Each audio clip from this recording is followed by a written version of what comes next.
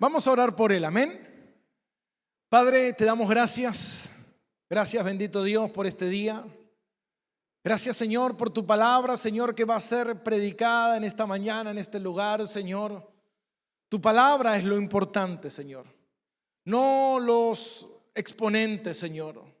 Somos hombres caídos, pecadores, Señor, que necesitamos de tu gracia, de tu favor, de tu misericordia, oh Dios. Señor, no es nuestro talento, nuestra habilidad, nuestra capacidad que pueda convencer a alguien, instruir a alguien, enseñar a alguien, sino la obra del Espíritu Santo.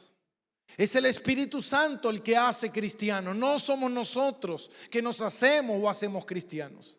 Eres tú, Dios, que obras, que santificas, como dice tu palabra en Juan 17:17, Padre, santifícalos en tu verdad, tu palabra es verdad. Tú eres el que santifica, oh Dios.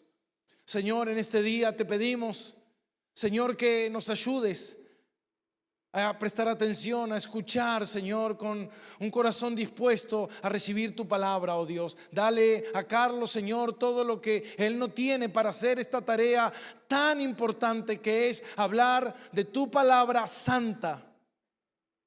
Señor, nuestros labios inmundos predican tu palabra santa, oh Dios.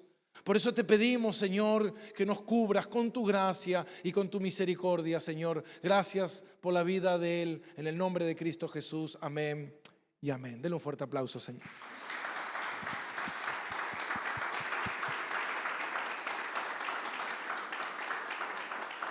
Dios le bendiga, hermanos. Muchas gracias, pastor. Saludo de la iglesia de Bellavista también, que Dios mediante la semana siguiente va a venir el pastor también a compartir con ustedes el último punto. Muchas gracias. Y bueno, pensando un poco en estos temas, que sí por ahí sí son complejos a veces para muchos, pero si podemos aprenderlos con humildad, el Señor nos va mostrando y nos va abriendo el entendimiento para comprender lo que está escrito en su palabra. Yo ayer hablaba con Leo también y tantas veces hemos leído tantos versículos y los pasamos por alto muchas veces. Después los volvemos a leer y decimos, pero ¿esto estuvo siempre acá?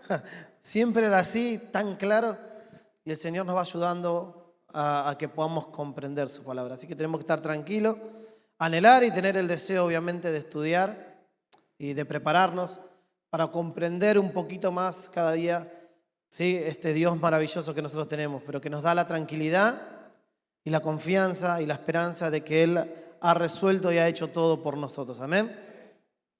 Y pensaba en una canción, seguramente el texto Juan 10:10, la mayoría por ahí lo conocemos, ¿sí?, que dice que el ladrón no viene, hablando de Satanás, sino para matar, hurtar y destruir. Y mientras escuchaba una canción, un día en el auto hay un cantante que nos gusta mucho a nosotros que se llama Santiago Benavides, que tiene muy buenas letras, es un cantante colombiano, pero él contaba la historia de un hombre llamado Julián, ¿sí?, que en Medellín se conocía como el Ruso. Puntualmente en la época de Pablo Escobar era una persona mafiosa también que estaba no con él, pero haciendo lo mismo o parecido. No tan conocido obviamente, pero sí se movía en el mismo ambiente, cometía crímenes, robaba y demás. Así que en un momento la policía lo atrapa. Así que lo lleva a la cárcel de más seguridad. Y este hombre pensando, este ruso pensando en que ya le habían dado cadena perpetua puntualmente, o 25 años, si es que en algún momento salía, ya iba a ser grande. Entonces decide ponerse una soga al cuello y quitarse la vida. La canción dice, no puede hacerlo. O sea, entonces vamos más o menos a fijarnos el escenario. Está en la cárcel, generalmente, no digo todo, pero la mayoría de los policías, los que son ladrones o demás, o han cometido muchos crímenes, lo dejan ahí, que los golpeen o que le hagan lo que quieran. El objetivo de Satanás, ¿qué es? Matar, hurtar, destruir.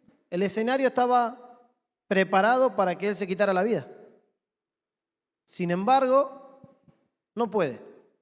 Lo encuentran, lo llevan en el calabozo de más adentro, de más abajo, y dice que él exclama, bueno, si existís Señor, si existís Jesús, ¿no? A su manera, gritando, ya no le importaba nada, ¿cómo puede ser que no me quite la vida? Porque todos los de su grupo habían muerto. Sin embargo, él falla y años después se convierte al Señor. Y la verdad que me impresionó porque digo, ¿cómo puede ser si ya estando todo preparado para que se quitara la vida en un lugar donde no había forma de salvarlo y de hecho seguramente nadie quería salvarlo, no se quita la vida? Se convierte al Señor. Y digo, mientras preparaba este mensaje me vino a la mente, digo, el que es llamado por el Señor, no importa el escenario, no importa el objetivo de Satanás, va a ser regenerado y va a ser convertido. Porque nada ni nadie puede impedir el plan de Dios sobre la vida de cada uno de nosotros. Entonces digo, qué increíble, y eso es Dios. Y nosotros muchas veces no nos damos cuenta que nada ni nadie puede impedir lo que Dios quiere hacer con nuestras vidas. Entonces nosotros enseñamos la palabra para descansar sobre esas cosas. Sobre que Dios, como decía el pastor, está en control de todo. ¿Sí nosotros somos responsables? Sí, y eso también lo tenemos que entender, que somos responsables de nuestros actos. Pero Él soberanamente está en control de todas las cosas. Y puntualmente esta charla se llama Gracia Irresistible, o como algunos lo llaman también puntualmente hoy, el llamamiento eficaz. ¿Sí? Dios nos llama eficazmente. ¿Sí? Y ahora me gustaría hacerle una pregunta, no hace falta que la conteste, pero sí que lo pensemos. Si yo creo que les preguntara a todos, o individualmente a cada uno, ¿ustedes creen que somos salvos por gracia? ¿Qué me van a decir? Sí, ¿no? Yo creo que el 99%, o yo noté el 99,9% de los cristianos sabemos que somos salvos por gracia. Y yo lo sabía. Simplemente a veces pasamos por alto un detalle que es importante para nosotros poder entender de la manera correcta cómo es esa salvación por gracia. ¿Sí? Sabemos que gracia significa favor inmerecido, regalo inmerecido, pero también que la gracia se opone rotundamente al mérito humano. ¿Sí? Se opone totalmente al mérito humano. Así que si nosotros decimos que somos salvos por gracia, no podemos adjudicar mérito nuestro. ¿Sí? Tenemos que entender que es un regalo y que no hay mérito en nosotros. ¿Sí? Me gustaría que me acompañen a Romanos, porque traté de preparar el mensaje como tal vez me hubiese gustado que me lo explicaran a mí. Así que vamos a ver algunas pequeñas cositas rápido y entrar puntualmente después en el detalle. Vamos a Romanos, por favor, capítulo 4, que es uno de los textos que más me gustó y a mí me aclaró mucho más esta idea. Romanos capítulo 4, vamos a leer el versículo, vamos a leer del 13 en adelante. Así sabemos un poquito el contexto. Dice, porque, ¿qué dice la Escritura? Creyó Abraham a Dios y le fue contado por justicia. Pero al que obra, no se le cuenta el salario como gracia, sino como ¿qué? No sé si lo tienen ahí. ¿Cómo qué se le cuenta? O sea que al que trabaja, dice otra versión, al que obra, el salario se le cuenta como deuda. Miren el versículo 5. Mas al que no obra, sino cree en aquel que justifica al impío, su fe le es contada por justicia. ¿Sí? Así que ese puntualmente sería para nosotros la gracia. Que nosotros no obramos, no hacemos nada y por medio de la fe nos es contado por justicia. Pero no, hay que entender puntualmente eso, que no hay trabajo ni mérito en nosotros, sino que los méritos puntualmente son de Cristo en la cruz. Amén. Una vez hablaba con un conocido y que en ese momento no supe qué contestar, sinceramente. Porque obviamente todos nosotros siempre vamos aprendiendo y creciendo en madurez y en sabiduría de cuánto el Señor nos pone en nosotros, pero tampoco obviamente tenemos la respuesta para todo. Sí, la palabra de Dios nos ayuda a poder comprender las cosas mucho mejor. Pero esta persona me dice, bueno, está bien, yo tratando de hablar de la predestinación, ¿sí? Que es un tema que ustedes ya conocen. Bueno, pero yo creí, me dice, ¿no? Yo acepté a Jesús, ¿no? Entonces, ¿cómo es ahí? Si yo soy el que creo. Sinceramente ahí no supe qué contestar bien, porque la verdad que sí. Digo, bueno, sí, de verdad, vos creés. Y digo, pero bueno, y bueno, en ese momento no supe contestarlo. Pero sí tratar de, en esta mañana, de poder contestarlo a ustedes para poder llegar también a lo que es el llamamiento eficaz de Cristo sobre la vida del cristiano. En ese momento no supe y no pude, digamos, hacerle entender bien qué era lo que yo debía contestar. Ella me dijo, yo creí. Entonces, hay mérito mío. Yo creí. Vamos, por favor, a Efesios, al capítulo 2.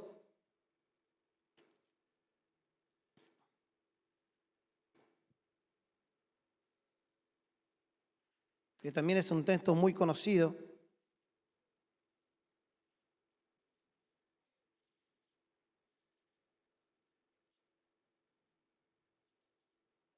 Vamos a leer el versículo 8, el pastor ya lo compartió también en la primera charla sobre el versículo 1. Efesios 2, capítulo 2, versículo 8, dice, porque ¿qué dice ahí? Por gracia sois salvos por medio de la fe, y esto no de vosotros, pues es don de Dios. Y vuelve a repetir en el versículo 9, no por obras para que nadie se gloríe. Y como dijo el pastor, versículo 10, porque somos hechura suya, creados en Cristo Jesús para buenas obras, las cuales ¿quién preparó también? Dios de antemano para que anduviésemos en ella. Así que la explicación es clara. Somos salvos por gracia, no por obras, para que nadie se gloríe. Porque después Pablo va a decir, siempre va a seguir diciendo, para alabanza, como decía también Gastón, de su gloria. Para alabanza de su gloria. Y va a repetir siempre, para alabanza de su gloria. Y en Romanos, cuando está hablando de Abraham, dice, porque si Abraham por las obras tuviese de qué gloriarse, tiene, porque sus obras fueron buenas, ¿no? Entre comillas hablando, pero no para con Dios, dice. Porque para con Dios nadie puede gloriarse de sus acciones, ¿sí? Porque somos salvos por gracia. Amén. Eso para entender un poquito más. Pero otro detalle que yo no quería dejar pasar es que nosotros tenemos que entender que el Evangelio, ¿sí?, propone y tiene un llamado universal, ¿sí? La palabra de Dios tiene un llamado universal. Y vemos que en Tito, en el capítulo 2, y si quieren acompáñenme, vamos a leer el versículo 11.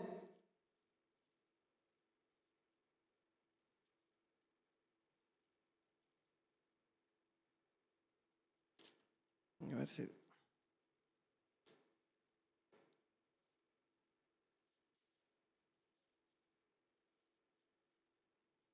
Esperen que finita la Biblia, acá está. Tito, capítulo 2, miren lo que dice el versículo 11. Porque la gracia de Dios, ¿qué dice? Se ha manifestado para salvación a todos los hombres, ¿sí?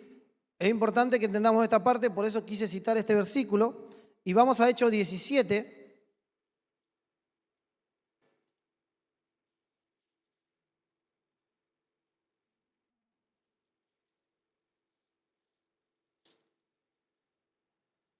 En el versículo 30.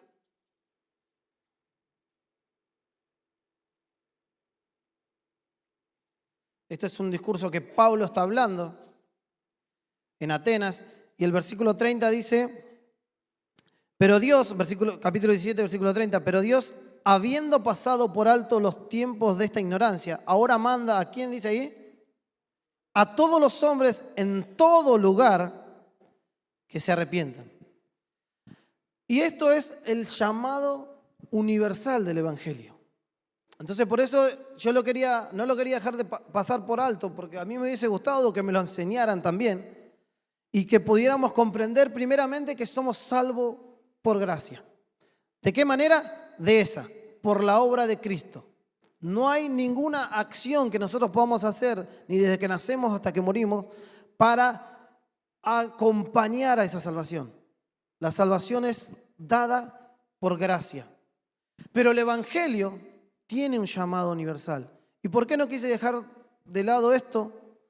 Porque nosotros debemos predicar.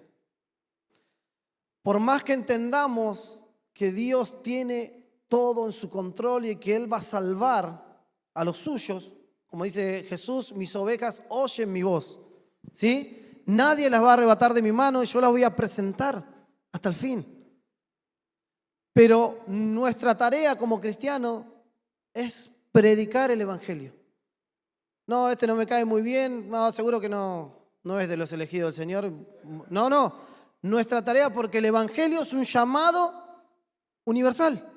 La gracia de Dios se manifestó para todo hombre. Dios manda a todo hombre que se arrepienta. Entonces nosotros le decimos, tenemos que decir a todo hombre y en todo lugar que se arrepientan, que crean en el Señor. Esa es nuestra responsabilidad, predicar el Evangelio. Por eso digo, no quería dejar pasar de alto cosas porque para que nosotros comprendamos que si bien somos salvos por gracia, que Dios tiene el control, todo tiene en su control, todo ya está establecido. Poder explicarle a los demás eso, pero predicarles con un corazón de que, con el deseo de que ellos se conviertan. No con el deseo de nosotros sentirnos diferentes, sino con el deseo de que ellos se conviertan. Porque dice que la gracia de Dios, la gracia común de Dios, hace llover el sol sobre justos y sobre injustos. Entonces el llamado del Evangelio es universal. Nuestra tarea es ir por todo el mundo y predicar. Lo leyó recién el pastor. Y predicar el Evangelio a toda criatura. Después el Señor se va a encargar. Y otro detalle importante, y ahí quiero que me acompañen por favor al libro de Ezequiel. Y esta frase sí no la sabía y no la entendía bien hasta que pude meterme bien en tema con este punto de gracia irresistible o llamamiento eficaz. Y ahora sí, esto contestaría la pregunta de esta persona que me hizo, yo creí. La Biblia nos enseña que la regeneración procede a la fe. Dicho de otra manera, que el nuevo nacimiento viene primero y después viene la fe. Y me gustaría leer dos textos para que podamos comprenderlo mejor. Uno que está en Ezequiel 36, es un texto muy conocido.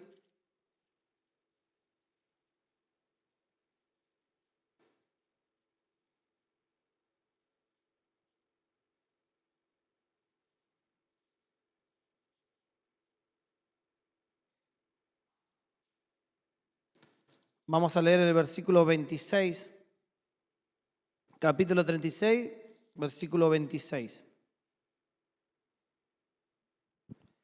Más allá de que esta palabra puntualmente sea dirigida a Israel, es lo que Dios hace con cada uno de los cristianos.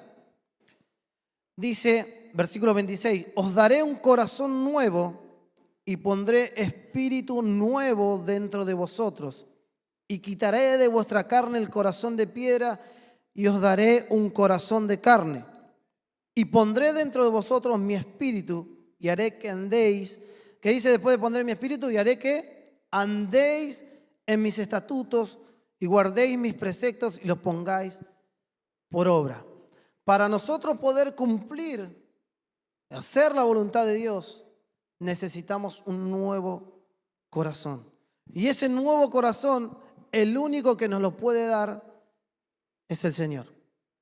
Y si el Señor pone un nuevo corazón, dice que pone de su espíritu para que nosotros podamos cumplir sus preceptos. Y ahora otro texto que está en Segunda de Crónicas, capítulo 30.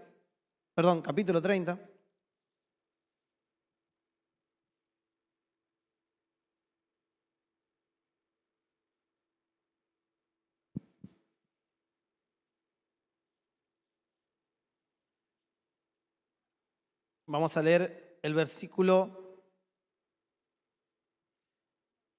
Desde el 10 vamos a leer, así entendemos un poquito el contexto. ¿Qué pasaba en este capítulo? Ezequías quiere festejar la Pascua. Hace tiempo que ve que en Israel no se está haciendo, no se está cumpliendo, que fue un mandato de Dios de celebrar las Pascuas, ¿sí? En el mes de Nisán, pero no se estaba cumpliendo. El pueblo estaba muy apartado de Dios, entonces él quiere reformar y quiere volver al pueblo a hacer lo que Dios mandaba.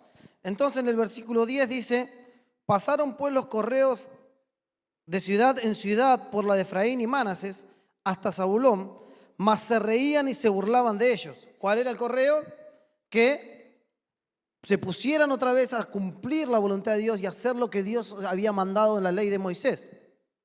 El versículo 11 dice, con todo eso, algunos hombres de Aser, de Manasés y de Zabulón se humillaron y vinieron a Jerusalén. Miren lo que dice el 12. En Judá también estuvo la mano de Dios para darles un solo corazón para cumplir el mensaje del rey y de los príncipes conforme a la palabra de Jehová. Y el detalle importante acá, que nosotros lo vemos aún en el Antiguo Testamento, es ¿qué hizo la diferencia entre la respuesta del pueblo de Israel? El versículo 12 contesta. No tenemos que ser teólogos para verlo. Versículo 12 dice, en Judá, también estuvo ¿qué? La mano de Dios para darles ¿qué? Un solo corazón para cumplir el mensaje del rey. Entonces quiere decir que nosotros no podemos obedecer a Dios si Él no nos da un nuevo corazón. Entonces entendemos que para poder creer en Él, primero necesitamos un corazón nuevo, porque el de nosotros, como dice la Biblia, es de piedra. Necesitamos un corazón nuevo. Entonces cuando el Señor, a través del nuevo nacimiento, como también comentó el pastor Gastón, nos hace una nueva criatura, de modo que si alguno está en Cristo, nueva criatura es. Es una nueva creación espiritual, un nuevo corazón que nos permite a nosotros, ahora sí, creer en el mensaje del Evangelio. No sé si le habrá pasado a alguno, digo no sé, porque me tocó, gracias a Dios, nacer en una familia cristiana, entonces no me tocó, digamos, no escuchar nunca el mensaje. Pero si alguno lo escuchó más de grande, tal vez cuántas veces le habrán predicado. O cuántas veces escuchamos decir, no, me hubiese gustado venir al Evangelio o a conocer al Señor a los 12. Hay un día que el Señor estableció para que te encuentres con Él. Te habrán predicado tal vez muchas veces, pero un día el Señor abrió tu entendimiento, te dio un nuevo corazón. Y ahora lo que antes no entendías y te parecía locura, como aún dice Pablo en Corintios, ahora es poder de salvación. Entonces, necesitamos entender eso, que todo es armado por Dios. La predicación la necesitamos y la necesitan los de afuera para que ellos crean. Y en un momento el Espíritu Santo, el que está escuchando, le dará un nuevo corazón. Y ese nuevo corazón provocará que esa persona tenga fe en Él. Y que ahora sea regenerado y sea transformado por la obra soberana de Dios. Amén. Esa es la idea. Porque Pablo también le dice a los corintios en la primera carta que Dios agradó salvar al hombre. ¿Por qué? Por la locura de la predicación. Eso fue lo que le agradó a Dios, salvarnos por la locura de la predicación. Así que la predicación es importantísima. Nosotros debemos predicarle a todos, pero el trabajo nuestro es simplemente presentar el Evangelio. Nos ha tocado pasar a mi esposa y a mí una iglesia donde sentíamos que nosotros teníamos que cambiar a la persona, nosotros teníamos que salvar a la persona, y eso nos provocó muchos años de tristeza, de sufrimiento, porque a nosotros nos decían, pero vos tenés que decirle que tiene que venir. Yo le digo que tiene que venir, pero no viene. Porque no era mi responsabilidad. Nosotros jamás hubiésemos podido transformar a nadie. Ni hoy, ni nunca. Esa obra es 100% de Dios. Esa persona se va a salvar si Dios le da un nuevo corazón. Y esa persona se va a comprometer cuando tiene ese nuevo corazón. Cuando tiene ese nuevo corazón, esa persona va a anhelar estar en la casa de Dios. Como decía el salmista, cuánto amo tu ley. ¿Por qué amaba su ley? Porque ya tenía un nuevo corazón que ahora le permitía desear a Dios. Deseable más que el oro, su palabra más dulce que la miel. Es porque cuando tenemos un nuevo corazón, no es porque a nosotros solos nos empezó ahora me gusta más ir a la iglesia o me gusta más leer. Es porque ahora tenemos un nuevo corazón. Entonces, en todo lo que nosotros aprendemos, le damos la gloria a Dios. Porque en todo está Dios. En todo proceso del cristiano está Dios. En ponernos una persona que nos predique, en abrir nuestro entendimiento para que comprendamos las Escrituras, en darnos un nuevo corazón y después regalarnos esa fe para nosotros ahora creer. Amén. Y me gustaría que me acompañen ahora al libro de Juan para comprender, después de haber entendido que hay un llamado universal, ahora tenemos un llamado interno, un llamado eficaz, que es el llamado que recibe el cristiano. En Juan capítulo 6,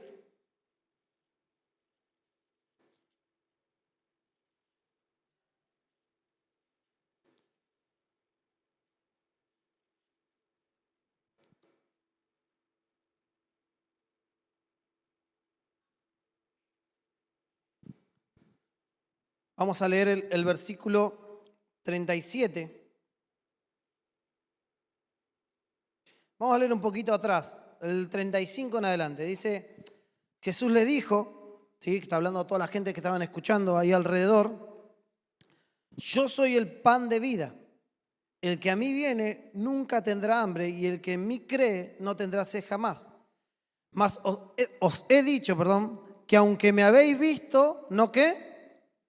No creéis. Versículo 37, porque todo lo que el Padre me da, ¿qué dice después? Vendrá a mí. Todo lo que el Padre me da, vendrá a mí, y al que a mí viene, no le echo fuera. Porque he descendido del cielo no para hacer mi voluntad, sino la voluntad de quien me envió. ¿Y cuál es la voluntad de Dios? Dice, versículo 39, y esta es la voluntad del Padre, el que me envió, que de todo lo que me diere, no se pierda nada, sino que ¿qué? Lo resucite en el día postrero. Así que la voluntad de Dios es que todo cristiano, ¿sí?, que le da, que tiene un llamado interno, un llamado de Dios, que es un regalo para Jesús, no pierda nada, dice el Señor. No voy a perder a ninguno, sino que lo resucitaré en el día final. En Lucas capítulo 10,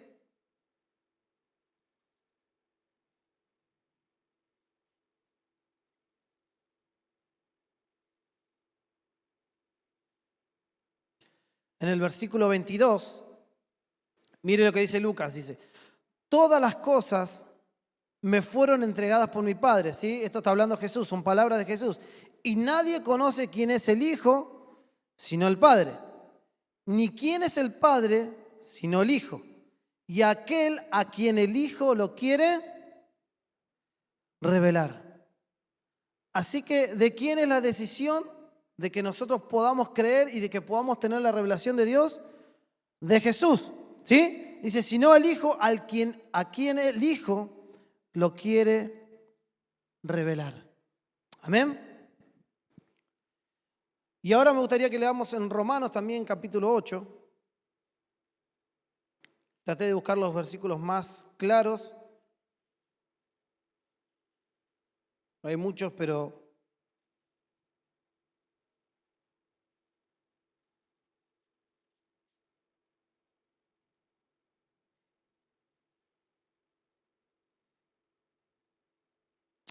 dice, vamos a leer el versículo 28, capítulo 8, versículo 28 en adelante. Dice, y sabemos que los que aman a Dios, justo como hablaba también Gastón, todas las cosas les ayudan a bien. Esto es, a los que conforme a su propósito son, ¿qué dice? Llamados, porque a los que antes conoció, también los predestinó para que fuesen hechos conforme a la imagen de su Hijo, para que Él sea el primogénito entre muchos hermanos. Y a los que predestinó, a estos también, ¿qué? ¿Cómo dice ahí? Llamó. Y a los que llamó, a estos también justificó. Y a los que justificó, a estos también glorificó. Creo que es muy claro este texto, que el paquete es completo, por así decirlo. Él nos predestinó y también nos llamó. Y después de habernos llamado también, ¿qué dice? Nos justificó. Y después de justificarnos también nos glorificó. ¿Cómo puede decirlo antes si todavía no estamos en la presencia del Señor? Es porque el paquete ya está completo. Si somos llamados por el Señor, también tenemos que tener la seguridad de que Él nos va a glorificar. Amén. Primera carta a los Corintios, capítulo 1.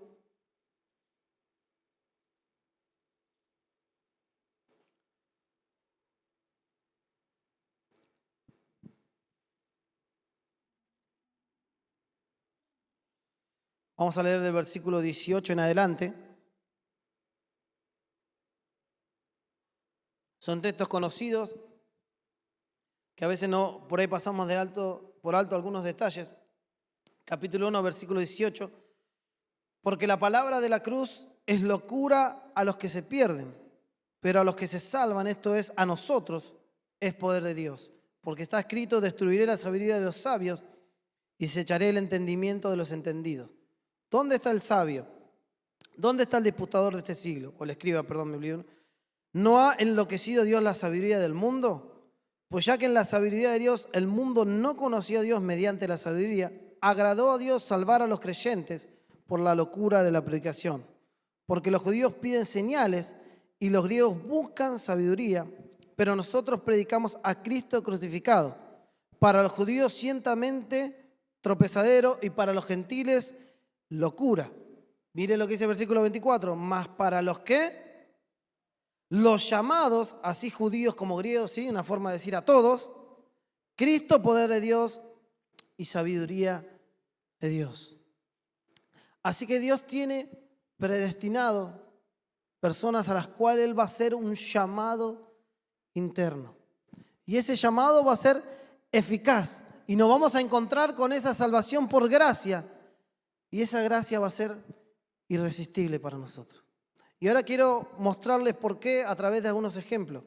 Y con esto ya termino de verdad.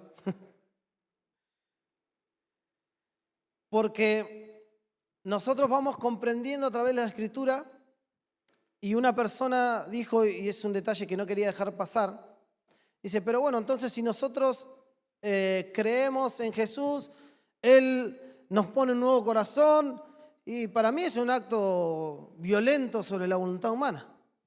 Porque, ¿qué? Se mete ahí, me pone un nuevo corazón y yo entonces creo. Para mí es un acto violento. Pero sin embargo, busqué algunos textos que me impresionaron.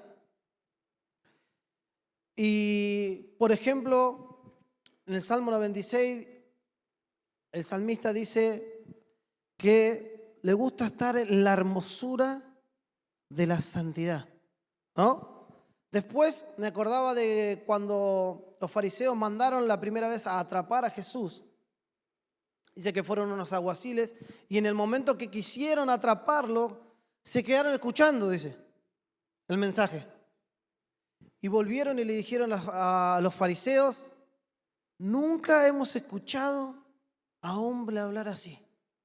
¿No? Que los fariseos se enojaron, ustedes no saben nada de la Biblia, en resumen, parafraseando.